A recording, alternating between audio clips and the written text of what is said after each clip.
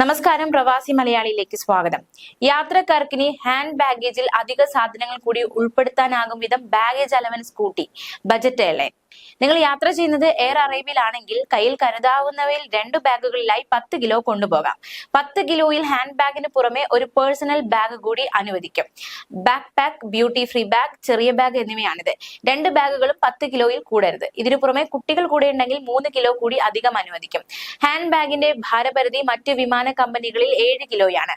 ആ സ്ഥാനത്താണ് air Arabia baggage allowance 10 കിലോയാക്കി ഉയർത്തിയിരിക്കുന്നത്. UAE മറ്റ് വിമാന കമ്പനികളായ എമിറേറ്റ്സ്, ഫ്ലൈ ദുബായ്, ഇത്തിഹാദ് എന്നിവയിൽ ഹാൻഡ് ബാഗേജ് പരിധി 7 കിലോയാണ്. അതിനാൽ പ്രവാസികൾക്ക് വലിയ ആശ്വാസമാണ് എയർ അറേബ്യയുടെ ഈ തീരുമാനം. നേരത്തെ ഹാൻഡ് ബാഗിന് പുറമെ അധിക ബാഗ് കയ്യിൽ വെക്കുന്നത് പല വിമാന കമ്പനികളും നിയന്ത്രിച്ചിരുന്നു.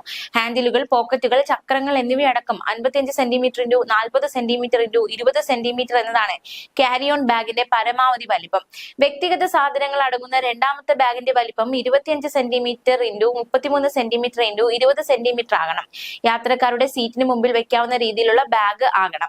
ഇതുകൂടാതെ ബഹ്റിന്റെ ഔദ്യോഗിക വിമാന കമ്പനിയായ ഗൾഫ് എയർ യാത്രക്കാർക്ക് കൊണ്ടുപോകാവുന്ന ലഗേജിന്റെ അളവിൽ മാറ്റം വരുത്തിയിരുന്നു. ഇക്കോണമി ക്ലാസ്സിൽ നിലവിൽ 23 കിലോ ബാഗേജും 23 കിലോ ഹാൻഡ് ലഗേജുമാണ് നേരത്തെ അനുവദിച്ചിരുന്നതെങ്കിൽ ഇപ്പോൾ ഇക്കണോമി ക്ലാസ്സിൽ ഒരാൾക്ക് 46 കിലോ അനുവദിക്കുകയില്ല.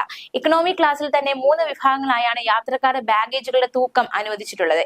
ഇതിൽ economy light 25 kilogram, economy smart 30 kilogram, economy flex 35 kilogram എന്നിങ്ങനെയാണ് അനുവദിച്ചിട്ടുള്ള തൂക്കം. ബിസിനസ് ക്ലാസുകളിൽ ബിസിനസ് സ്മാർട്ടിൽ 40 കിലോഗ്രാമും ബിസിനസ് ഫ്ലെക്സിൽ 50 കിലോഗ്രാം ബാഗേജുമാണ് അനുവദിക്കുക. വെയിറ്റ് അലവൻസിനുള്ളിൽ പരമാവധി 5 ബാഗുകൾ യാത്രക്കാർക്ക് കൊണ്ടുപോകാം. ഓരോ ബാഗുകളും മൊത്തം അളവിൽ 158 സെന്റിമീറ്ററിൽ കവിയാൻ പാടില്ല. കുട്ടികൾക്ക് 10 കിലോയും സ്ട്രോളറും കാർ സീറ്റും അനുവദിച്ചിട്ടുണ്ട്. 50 ഇഞ്ച് വരെയുള്ള ടിവികൾ ശരിയായി പാക്ക് ചെയ്താൽ സ്വീകരിക്കും. വലിയ ടിവികൾ ചരക്കുകളായി അയക്കും. ഒരു ലഗേജ് 32 കിലോയിൽ കൂടാൻ പാടുള്ളതല്ല. അമിത ഭാരമുള്ള ബാഗേജിന് അധിക ഫീസ് ഈടാക്കും. അതേസമയം ബോർഡിംഗിന് ശേഷം വിമാനം പുറപ്പെടാൻ വൈകിയാൽ യാത്രക്കാർക്ക് ഡിപ്പാർച്ചർ ഗേറ്റ് വഴി പുറത്തു കടക്കാൻ അനുമതി നൽകി മാർഗനിർദ്ദേശം പുറപ്പെടുവിച്ചു. ഏവിയേഷൻ സുരക്ഷാ പരിശോധനയുടെ ചുമതലയുള്ള ബ്യൂറോ ഓഫ് സിവിൽ ഏവിയേഷൻ സെക്യൂരിറ്റിയാണ് പുതിയ മാർഗനിർദ്ദേശങ്ങൾ പുറപ്പെടുവിച്ചത്. വിമാനം പുറപ്പെടാൻ ഏറെ വൈകിയാൽ യാത്രക്കാർക്ക് ഇനി പുറത്തിറങ്ങാം. വിമാനങ്ങൾ വൈകുന്നതും റദ്ദാക്കുന്നതും ഒക്കെ തുടർക്കഥയായതോടെ വ്യാപകമായ പരാതികളും പ്രതിഷേധവും യാത്രക്കാരിൽ നിന്നും ഉയർന്നിരുന്നു. പലപ്പോഴും വിമാനത്തിനുള്ളിൽ മണിക്കൂറുകളോളം യാത്രക്കാരൻ കുടുങ്ങിപ്പോകുന്ന അവസ്ഥയും ഉണ്ടാവാറുണ്ട്. ഇതേ തുടർന്നാണ് പുതിയ നടപടി.